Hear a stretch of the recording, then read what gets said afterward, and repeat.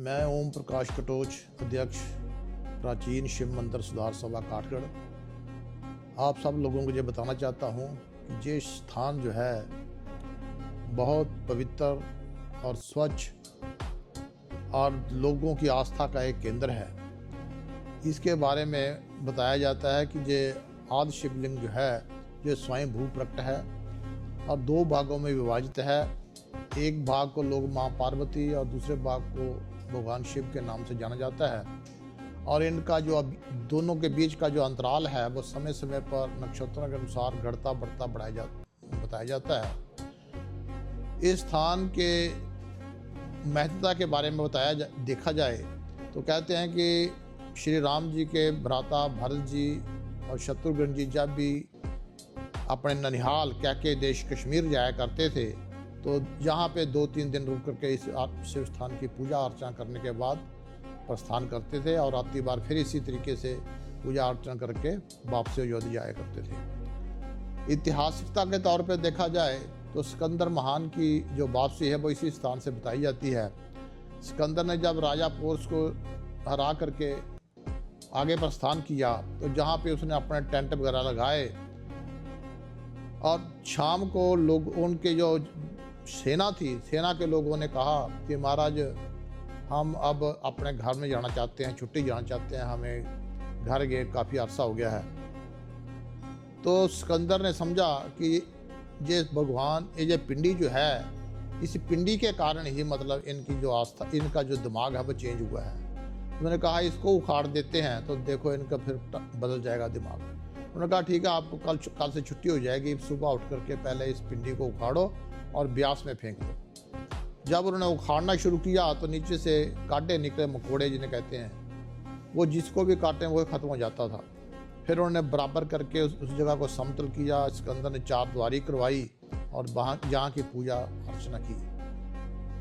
तो इसके बाद इस स्थान का जो मंदिर उस समय खुले आकाश में ये पिंडी थी, ये मंदिर बनाने का श्रेय जो है वो महाराजा रणजीत सिंह जी को जाता है।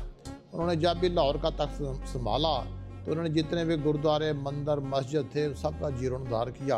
तो जहाँ पे भी उन्होंने ये मंदिर बना करके जहाँ पे एक कुआं बनवाया जिसका जल जो है वो हर अपनी पूजा के टाइम पर यूज करता ही थे। तो उन्होंने जहाँ की पूजा अर्चना करके लोगों की आस्था का एक केंद्र कायम किया। इसी ढंग से ये चला हुआ है। और जहाँ पे ये एक टिल्ले पे विद्यमान था, यहाँ पे बाखड़े हुआ करते थे, चढ़ने के लिए ऐसे टिल्ले के आकार के थे, उधर से लोग आते से उतर जाते थे और बखड़े हुआ करते जहाँ से बकरी चढ़ती थी। तो प्रबंधक सभा ने कुछ जहाँ के लोगों ने इकट्ठे होकर के एक प्रबंधक सभा का गठन किया। सन 84 की बात है और 86 में जो सभा रजिस्टर्ड हुई, उस दिन से लेकर जहाँ का विकास जो है वो दिन प्रतिदिन बढ़ता गया। आज की स्थिति जो है वो सामने है कि करोड़ों रुपया जहाँ पे लग चुका है। हालांकि जो अंदर का पैसा है जो मूर्ति का भी चढ़ता है मेन मंदिर में, वो भगवान मतलब जो उसके कारण भोज की प्रथा के कारण वो पुजारी के कोष में जाता है और जो पर्ची द्वारा दान कर लिए जाता है उसी से जो सारी व्यवस्था चल रही है, उसी से लंगर, उसी से सब कुछ चल रहा है। और 2 समय जहाँ पे लंगर लगता है, यात्रियों को ठहरने के लिए जहाँ व्यवस्था की गई है, पानी की व्यवस्था की गई है और उसकी व्यवस्था की गई है, हेल्थ की व्यवस्था की गई है, डिस्पेंसरी बनाई गई है। समय समय पर हेल्थ कैंप लगाए जाते हैं। खेलने के लिए बच्चों को 2-3 दिन का जहाँ पे एक टूर्नामेंट होता है, खेल प्रतियोगिता होती है। इस अपने मेधावी छात्रवृत्ति योजना जो है वो साल में एक बार की जाती है, जिसमें 18 सेंटर होते हैं, धर्मशाला तक सेंटर बनाए होते हैं और उसमें जो बच्चे मेरिट पे आते हैं उनको वजीफा दी जाता है। 10-12 किलोमीटर के एरिए में कुछ स्कूलों के बच्चों को जो जिनके माता पिता नहीं हैं उनको सभा ने अडॉप्ट किया हुआ है। उनको वर्दी, किताबें, हर प्रकार का खर्चा दिया जाता है, चाहे वो जहाँ तक मर्जी पढ़ लें। गरीब लोगों की शादियों के लिए भी जहाँ पे मदद की जाती है। कोई एक्सीडेंटल केस को बीमार रोगी जो है उसके लिए भी मदद की जाती है।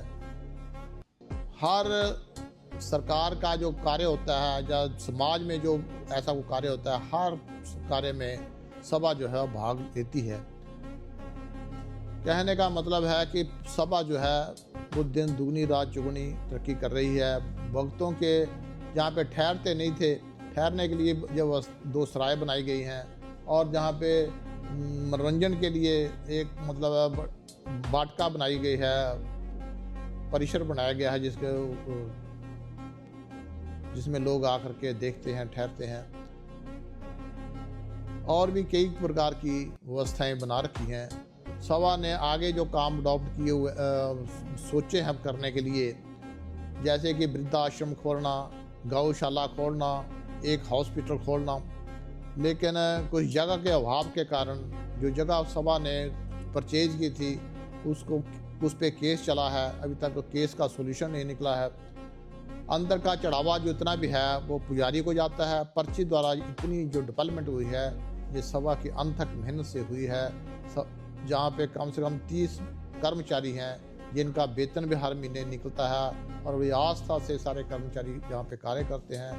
और जो सदस्य हैं, इसके पदाधिकारी हैं, उनके कर्मचारियों से मिल करके जहाँ इसकी डेवलपमेंट के लिए दिन रात जो है वो कार्यरत रहते हैं। मैं लोगों से यही आह्वान करता हूँ कि अब 14, 15, 16 को जहाँ 3 दिवसीय मेला होगा शिवरात्रि का, उसमें बढ़ चढ़ कर हिस्सा लें और सभा का सहयोग करें। बड़ी शांति प्रिय ढंग से जहाँ पे मतलब अटेंड करें, जहाँ पे लंगर होंगे, हर मेला, हर प्रकार का मनोरंजन का साधन जहाँ पे होगा। तो मैं आप सबसे ये अनुरोध करता हूँ कि आप ज़्यादा से ज़्यादा तादाद में बड़ी शांति प्रिय ढंग से आकर के सभा का सहयोग करना और मेले की व्यवस्था जो है बनाए रखना। जय शिव शंकर।